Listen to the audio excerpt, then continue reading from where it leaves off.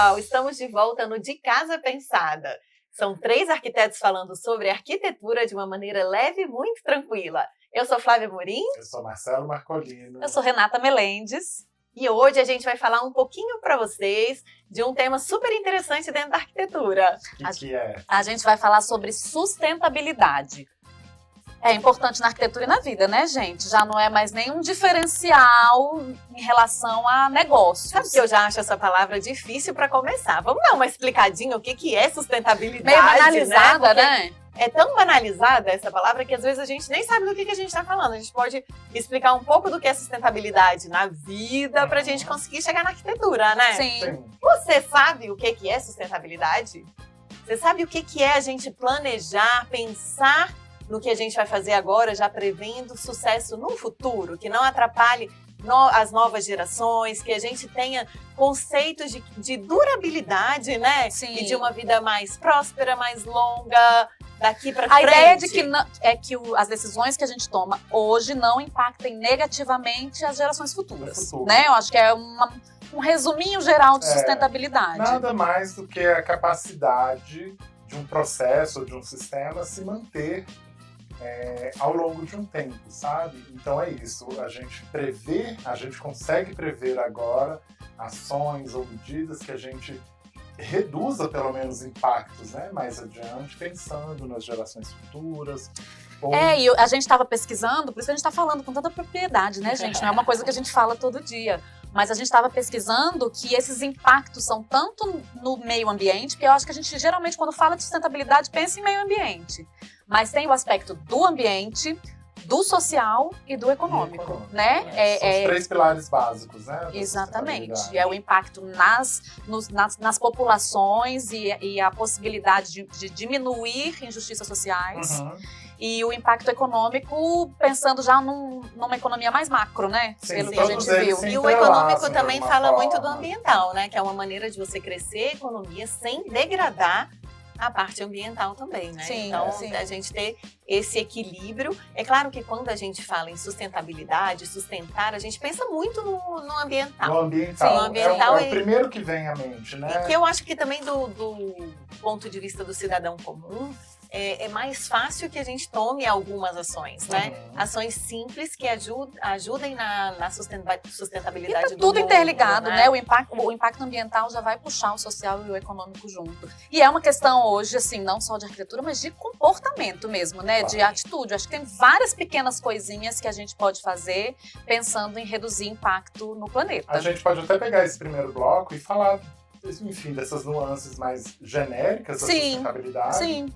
No segundo, a gente aborda especificamente para a arquitetura, claro, sobre a nossa visão. Né? Então, na sua visão, Marcelo, o que você faz para ser uma pessoa mais sustentável? Eu estou hoje vestido com uma roupa feita da fibra do cânhamo e ela tem...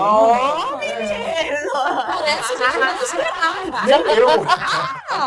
que Foi uma coincidência, tá? Eu assim, não vou ser hipócrita aqui de dizer que eu, enfim, compro a roupa pensando na sustentabilidade. A gente também tem que fazer aqui uma autorreflexão. Nossa, de que demais. A gente precisa fazer... Não acho fácil. Fazer a nossa parte e, assim, adotarmos comportamentos que, enfim, reduzam esses danos, que, enfim, beneficiem de alguma forma gerações futuras aí. Eu, por exemplo, tomando banho, eu desligo o chuveiro para passar sabonete, shampoo, e aí volto a ligar quando... Muito bem. Você sabe que eu não tive essa criação, assim. Na verdade, eu acho que tem uma melhora geracional aí. Eu acho os meus pais mais... Desculpa aí, pai e mãe. Eu acho meus pais mais desperdiçadores. As minhas filhas me ensinaram isso. Desliga o chuveiro, a gente, né, de pequenininho, desliga o chuveiro, passa shampoo. Desde bebê, né, eu fazia isso com elas. E hoje elas tomam banho assim. Passa shampoo, desliga, passa condicionador. Então, mas talvez seja uma coisa mais automática do que pensando de fato que eu esteja contribuindo. Mais ou menos, porque elas são aquelas crianças que cutucam e falam: mamãe, tá gastando água do planeta. Mamãe, tá misturando lixo. É uma questão da educação escolar. Eu acho. Eles têm essa questão do lixo, é uma gracinha que eles perguntam: qual é o lixo do papel? Qual é o lixo do plástico? E você fala: gente, que gracinha, meus filhos têm essa consciência e eu não precisei ensinar. Isso veio da escola e eu faço um reforço em casa, né? Vamos aplicar a sustentabilidade na arquitetura? Ou não? Ou não? Vamos ter que aceitar uns desafios aí, hein, profissionais? Não, eu já queria começar dizendo, gente, que aquilo que a gente sempre diz. Um bom profissional de arquitetura é sempre a chave do negócio. Vamos pôr uma faixa aqui? Bom dia, já tem um tema. Contrate um arquiteto, a gente vai no peito. Fazer uma placa no pescoço. Porque, gente, uma boa arquitetura já é sustentável. Se você contrata alguém para fazer a sua casa, que ela já vai analisar a orientação do sol, a orientação dos ventos, colocar a abertura da casa de maneira que a casa seja ventilada, colocar todos os ambientes da casa com iluminação e ventilação natural. Isso já é uma boa arquitetura e isso já é sustentável. Já é porque mesmo. a gente está tirando proveito do que tem de natural para economizar no uso de energias, né? Sim, já não vou precisar acender luz de dia, já vou reduzir muitíssimo, se é que vai precisar de um ar-condicionado, de um ventilador, né? Nossa, o legal desse tipo de pensamento é que é 100% economia, assim. 100%. Dificilmente isso vai encarecer o seu projeto, sua obra, sua construção, né? São decisões inteligentes. Por isso, quando a gente fala de sustentabilidade em arquitetura, é quando se pensa em eficiência, acima de tudo, né? É verdade. E aí, quando a gente fala de eficiência, tem eficiência desde a escolha do profissional, quais as técnicas que ele aborda, que estilo de arquitetura ele vai priorizar, né? Porque o projeto, o desenho pode ser sustentável à medida que, quando ele concebe uma casa, alguma coisa, ele já esteja imbuído aí desse intuito de redução de consumo de energia, mil coisas. E aí vai também do processo da construção da edificação mesmo. Né? A gente tem um monte de técnicas. Esse eu acho que ainda é um super desafio aqui no Brasil. Você sabe que culturalmente a gente tem um bloqueio, né, por parte das pessoas de construções alternativas. Sejam elas, simplificando aqui, de isopor, de gesso, de madeira. As pessoas gostam do bom e velho tijolo, cimento e concreto. Eu acho que é um ranço dos três porquinhos, é uma cultura, não é? De que a casa de madeira vai voar. Sim, claro que tem a sustentabilidade social. A gente sabe que hoje no Brasil a gente tem muitos empregos que são voltados para a construção civil, que a gente chamou aqui de tradicional, né, da construção civil tradicional, que a gente tem que ter uma educação, um profissionalismo para que isso se difunda, né? De maneira que a gente possa usar essas novas tecnologias. E o Brasil, de fato, tem uma resistência cultural para que isso aconteça. Algumas poucas coisas a gente está conseguindo implantar com mais facilidade, né? Assim, o próprio gesso acartonado, as paredes de gesso acartonado. Há pouco tempo atrás, se a gente falasse, pouco tempo mesmo, a gente viu isso acontecer, né, na nossa vida profissional. O surgimento, e que hoje a gente não tem mais nenhuma dificuldade de ter mão de obra para fazer esse tipo de parede, às vezes a gente de solução de fechamento. Contratar um pedreiro para fazer uma de tijolo ou de drywall, a dificuldade é a mesma. Dá quase na mesma. Dá na mesma, mas aí a gente já está falando de uma tecnologia muito mais limpa. Obviamente, todas as duas têm os seus prós e contras, então quando a gente fala de sustentabilidade, a parede de gesso acartonado, sem dúvida, ela é muito mais... uma tecnologia muito mais racionalizada, né? A gente tem menos desperdício. Ela não tem desperdício, elas chegam semi-prontas, são materiais que a gente consegue usar com um desperdício de quase nenhum, mínimo. E hoje a gente tem placas já preparadas para a umidade, né? Banheiro, cozinha. E as placas também preparadas com tratamento anti-chamas, então, e para fachadas externas, então tem muita solução legal. Mas eu acho que isso tudo foi meio pressão de cima para baixo. É o construtor que queria economizar e olhou para a mão de obra e falou: vamos aprender a fazer, desenvolveu a tecnologia e foi ganhando. Então acho que se a gente não for, se não partir aqui da prancheta velha, né? Se não partir do especificador, querer uma tecnologia menos poluente, do cliente comprar a ideia, né, do construtor, o construtor vai acabar treinando ali a mão de obra e a gente vai ter mais gente disponível, não deixando tão mais caras as soluções sustentáveis. Né? E como a gente falou no episódio passado, luxo, né, gente? Tempo é dinheiro. Essas construções também são muito mais rápidas. Agilidade, né? Na obra é dinheiro. Você tá ali economizando material, fazendo uma obra mais rápida. E quando a gente coloca, mas a parede de alvenaria é mais barata que a parede de gesso final, depende, porque a parede de alvenaria ainda vai série de coisas em cima dela. Acabamento. De acabamentos, só da parede é não uma é. coisa, né? Exatamente. Agora, outra coisa é a gente colocar que a parede ali de gesso acartonado, ela tá praticamente pronta, emassar e pintar. A parede de alvenaria, ela vem o chapisco, o emboço, chapisco, o reboco, aí a quantidade de massa corrida que se usa no aparelho. Regularidade muito maior. Muito, mas e o tempo que essa obra tá ali, né, Não, e gente? o custo ambiental tem que entrar nesse A gente tá valor. falando de sustentabilidade, né, Exatamente. gente? Então, tempo, resíduo, tudo isso importa. Importa muito, é dinheiro que tá indo embora, né? E não E as entra nessas questões- comparações normalmente, né? Normalmente não. Questões acústicas, por exemplo, a gente usa muito a lã de rocha dentro, né? Hoje em dia a gente já tem a lã de PET, que a diferença de custo também já não é considerável, grande, já não é tão e grande. a Então lã- já dá pra gente usar. A outra o é super resíduo. tóxica e poluente, né? É tóxica, é poluente, é tirado da rocha, então é tudo de mal que a gente tem para conseguir um resultado acústico, um isolamento não, né? Mas um resultado, melhoria no uma desempenho melhoria ali. no desempenho acústico. E a gente já tem como substituir isso por resíduos que hoje já fazem bem para a natureza. A gente está pegando restos de coisas que não seriam aproveitadas de maneira nenhuma, reciclados. e usando reciclados, né? Usando para isso, né? É importante a gente tentar isso dentro de uma construção, conseguir dosar, que essa diferença de custo é muito pequena e essa conscientização pode passar para o seu cliente final. A gente fala, olha aqui, a gente está pagando 10%, 15% a mais, mas a gente está usando né, uma construção muito mais limpa. Tem essa visão na obra bruta, refinando um pouquinho mais na parte energética, né? A gente tem as lâmpadas de LED que já foram um avanço espetacular na iluminação. Foi tão rápido, né? Super rápido e são baixíssimo consumo, uma produção muito mais sustentável, eficiência. De reprodução de cor, que é a cor que você vê aí do vídeo, né, através da iluminação que nós temos, dependendo do índice de reprodução de cor, você vê exatamente a cor que nós temos aqui no estúdio. Né? Tecnologia mesmo, que eu não sei se mirou na sustentabilidade, mas acertou lá, né, junto. E que a gente tem um parceiro nessa parte de energias renováveis, que ele gravou uma palavrinha pra gente comentar aqui com vocês. Vamos aprender. Olá pessoal de Casa Pensada, aqui é o Caio, engenheiro eletricista da TAF Engenharia.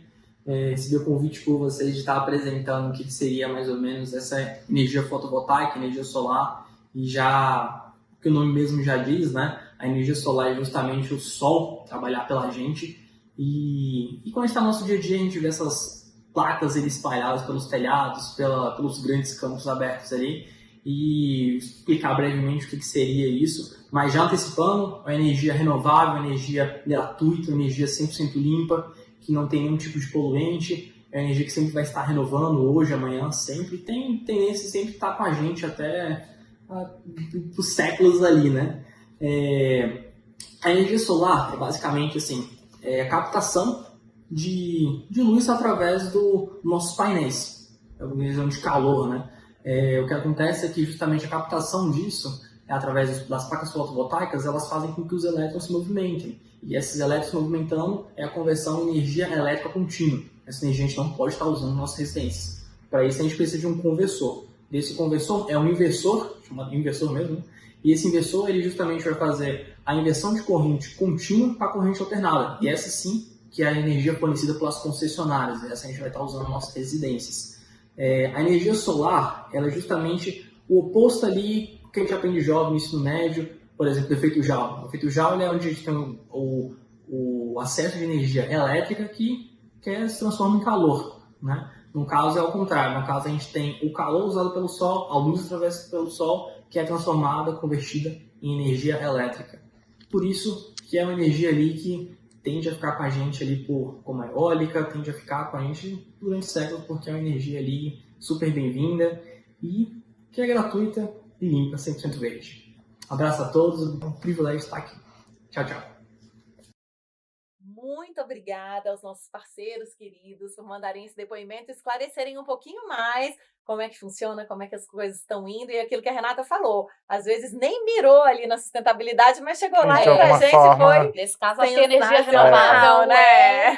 Agora, uma coisa que a gente falou no finalzinho do primeiro bloco, acho que a Renata falou alguma coisa do custo dessa... Sim, o custo inicial ser um pouco mais alto quando você pensa em sustentabilidade, mas que ao longo do tempo isso se paga, né, digamos assim. E esse negócio da placa fotovoltaica é um dos grandes exemplos. Quando você faz um orçamento, à primeira vista parece ser um negócio muito caro e tudo mais, mas é só fazer conta. E matemática é uma coisa extremamente racional. É ou não é? Em pouco tempo isso se paga. E a gente tem exemplos de clientes, amigos, familiares que implementaram e já... O importante vai ser se preparar para ter a grana na hora da obra. Sim, e fazer. Porque exato. Se for pensar com o tempo no gasto energético, vale muito a pena e se paga muito rápido. Né? Com certeza. E na decoração, uma coisa que eu acho super legal são os tecidos tecnológicos, né? O que a gente viu muito recentemente, que tem novidades bacanérrimas. Bacanérrimas. Ai, quem vai me corrigir? Nos tapetes, tem umas novidades muito bacanas, né? E a gente tem também parceiro para trazer informação pra gente. Tem mais um vídeo aí. Mais um vídeo pra gente aprender um pouquinho sobre os tapetes também. Olá, meu nome é Luciano e eu sou um dos proprietários aqui da Gallery Tapetes em Brasília e vou falar um pouquinho para vocês sobre reciclagem e sustentabilidade nesse universo dos tapetes. Um dos tapetes mais conhecidos, uma das formas mais conhecidas, são os chamados patchworks, como esse aqui atrás, que são tapetes confeccionados com retalhos de tapetes orientais mais antigos, que sofrem um processo de renovação e se transformam em peças cheias de bossa e contemporâneas. Mas além disso, além de reaproveitar essas peças mais antigas, existem outras ações neste universo. Um outro exemplo muito importante são os tapetes produzidos com EcoNew. O EcoNew é um nylon regenerado que utiliza como matéria-prima redes de pesca resgatadas no fundo dos oceanos, sobras de produção da indústria e carpetes usados que foram descartados. A grande diferença desse material é que ele não perde performance, ele tem a mesma performance do nylon original e pode ser utilizado em tapetes para tapetes contemporâneos feitos sob medida, como esses exemplos aqui.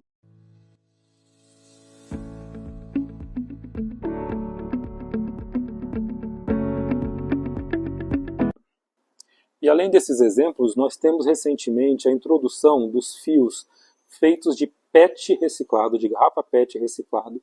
São fios que têm uma textura muito próxima da lã e têm sido utilizados em vários tipos de produção de tapetes, principalmente na Índia. Vou mostrar aqui alguns exemplos de tapetes feitos com esse tipo de fio para vocês. O fio de PET reciclado tem sido utilizado para confeccionar tramas mais rústicas, mais lisos, texturas, mas também pode ser utilizado em tapetes desenhados. Vários tipos de quilim têm sido feitos hoje em dia com esse material. Muito obrigada. Esse também é um parceiro queridíssimo nosso. Já trabalhamos juntos há muitos anos e esclareceu bastante para a gente ver que dá para a gente usar tapetes antigos, tapetes que já fizeram parte da sua história, já fizeram parte da história do mundo de uma maneira renovável e usar tapetes de materiais novos, nylon, sintéticos, com muita responsabilidade. Interessante, não para de aprender, né? Exato. Fiquei surpresa.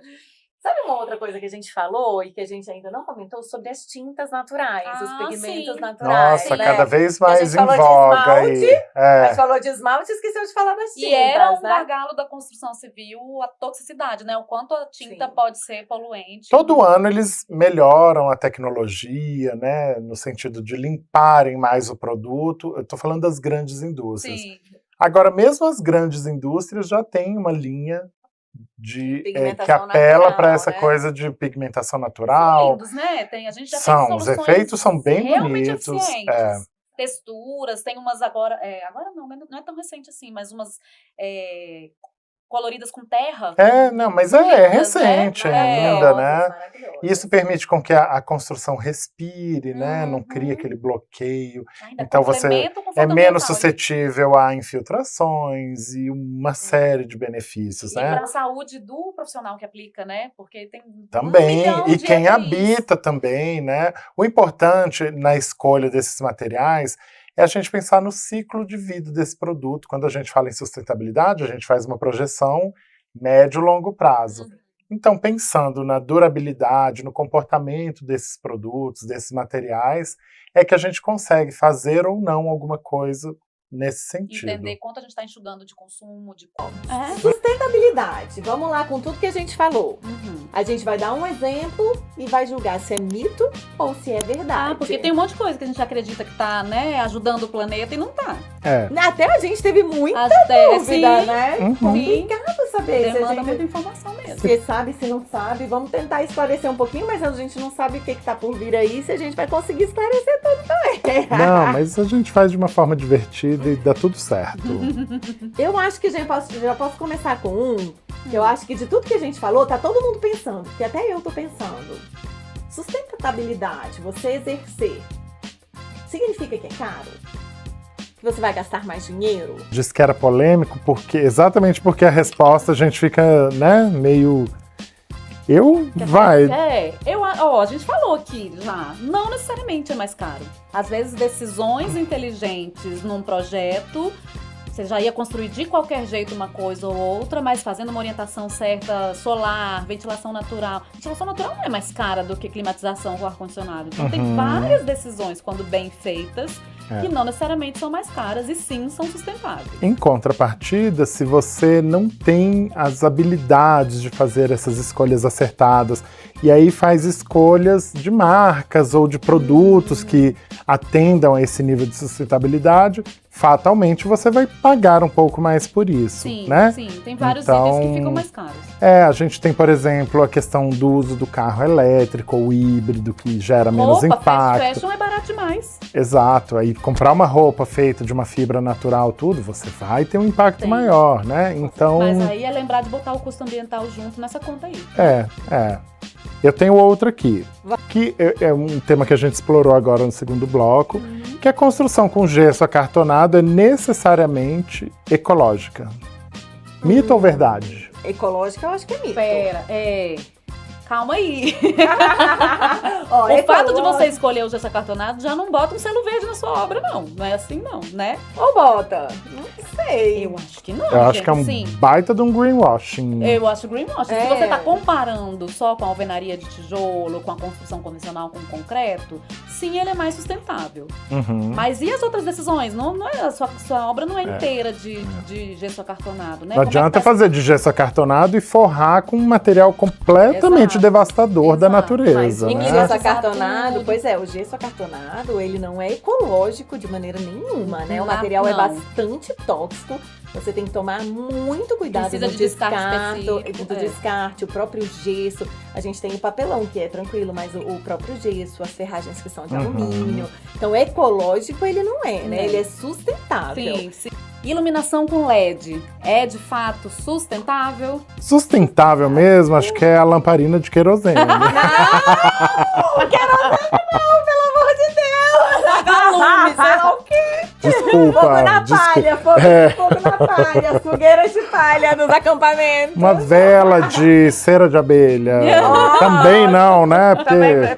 Pode ser que sim, pode ser que não. Eu falei do LED, mas eu acho que hoje em dia é tudo LED, né? Difícil até você encontrar uma lâmpada fluorescente, uma alternativa ao LED, porque graças a Deus veio essa tecnologia. Mas a sua pergunta era se era... Se é de fato mais sustentável?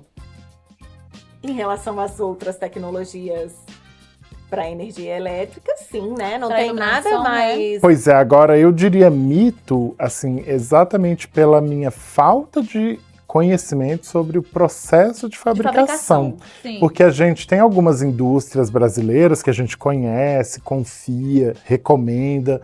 Agora a gente tem muito produto que vem de outros países, sobretudo da China, e a gente não tem a menor ideia de como funcionam. Inclusive daquele índice de reprodução de cor que eu estava falando, você compra no mesmo lote, sei lá, 10 luminárias iguais, idênticas. Cada uma tem um tom, assim, uma fica mais azulada, outra mais esverdeada, outra rosa. Zero controle de qualidade. Zero. Né? E aí, isso me faz pensar no processo de fabricação. Pode ter agredido 5 camadas, assim, da existência humana. Eu falei que eu queria que a gente falasse um pouquinho mais. Falei especificamente da madeira, mas eu acho que a gente podia falar um pouquinho dos materiais naturais. Né? Eles são sustentáveis ou não? Já dei a resposta com a madeira, né? Mas assim, porque a gente pode... Bom, não vou falar para eu não me estender. Pode virar uma armadilha, né? Não necessariamente eles são sustentáveis. Pode ter um gasto enorme de água para produzir. Os próprios cerâmicas, tijolos, telhas de barro, né, que vão nas fornalhas ali, que são super poluentes, que são clássicos do trabalho escravo e do subemprego, né? Então tem aí são naturais, estão ali na natureza, pouquíssimo aditivo e poluentes. E são fazendas inteiras com essas fornalhas, ou seja, tem um pedaço grande ali que sofre com essa desmatação, né? Esse desmatamento, meu Deus. Isso é um exemplo, Desculpa, assim. Vários materiais, né? Tudo isso é queimado com combustível fóssil, também, que também é natural. Também é natural, mas né? prejudica o uso de madeira, aos o uso montes, né? de combustível fóssil. E é natural. Então, se a gente for pensar, produtos naturais são naturais, mas não são nem um pouco sustentáveis, não são ecológicos.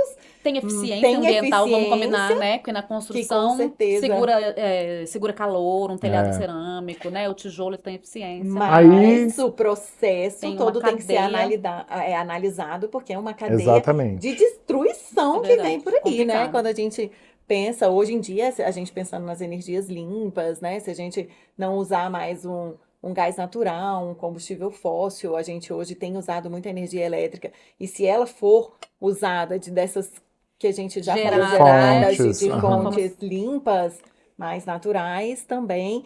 Então, é todo um processo, né? Toda uma cadeia complicada. A gente pode falar das pedras também, porque eu gosto dessa polêmica, porque arquiteto, a nossa classe, tem uma linhagem de arquitetos que defende, assim, que eles são puristas, só usam pedras naturais, madeira natural, contra porcelanato em face ao mármore, às pedras, né?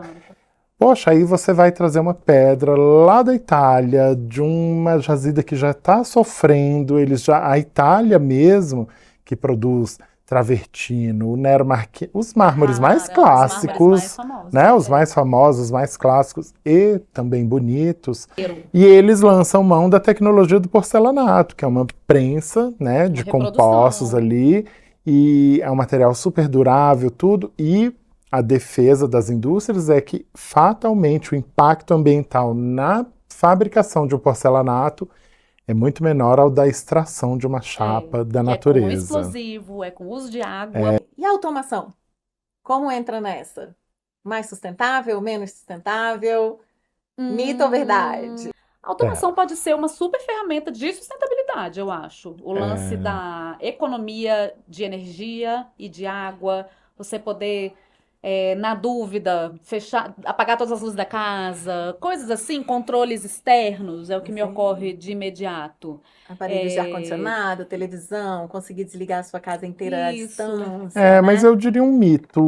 A automação ainda requer investimento. Então, de repente, você comprar um equipamento, você investir numa coisa, não necessariamente aquilo vai te gerar economia.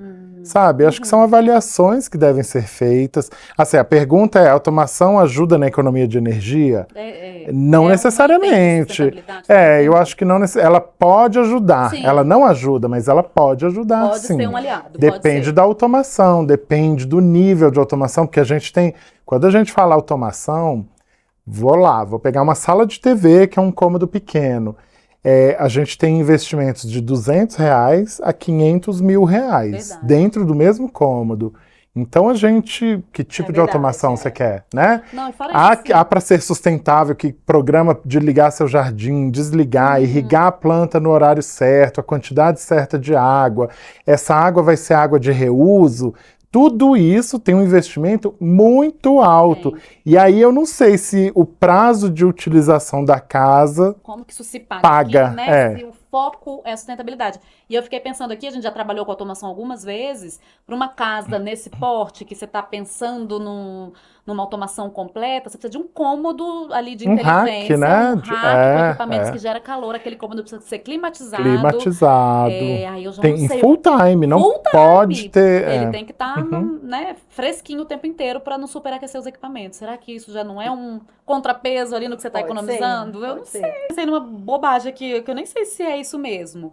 Plantinhas dentro de casa, melhora ali o microclima? É uma escolha sustentável? Isso é mito ou isso é verdade?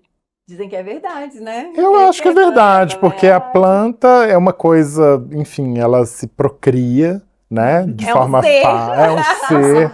Você consegue, a partir de uma muda, criar outra planta. Essa sensação de que melhora o ambiente é bem E legal. ela promove, tem plantas para uso interno, aí é bom consultar um paisagista, um especialista nesse tipo de... Tem plantas que filtram, purificam o ar dos ambientes internos, tem plantas que promovem, claro, dependendo do uso da planta dentro de casa, elas vão filtrar a incidência de luz solar. Sabe o que é real? Aqui que a gente tem um clima muito seco. Você tem muita planta na sua janela. E o microclima ali na sala, onde eu tenho muita planta, melhora, não é? Muito mais saudável, agradável. E filtra também um pouco de incidência de luz. Não é uma sensação, é real, né? Tanto de purificação, quanto de regulagem de umidade. Aí a plantinha não é sustentável. A gente fica achando que é só porque é verde é sustentável. Nesse caso, sim, né? Se você não quiser Alexa, compra uma mudinha de planta e você já começa a ser sustentável. Melhora o seu olhar para o mundo. Né? Então tá, gente, eu acho que deu pra gente esclarecer um pouco o que é sustentabilidade, como a gente pode se mexer para agir um pouquinho em prol disso tudo, né, gente? E continuar buscando informação pra gente estar gerando menos impacto aí nas gerações futuras, né? A gente se preocupa também com a vida dos nossos filhos, nossos netos e aí por diante. E lembrando que não são verdades absolutas aqui, são as ideias que a gente acredita e a gente transmite para vocês da melhor forma possível. Vocês lembram de alguma dica que a gente não citou? Coloca aí nos comentários, escreve pra gente também no @d.casapensada lá no Instagram. Até logo, tchau, tchau. Até logo, tchau.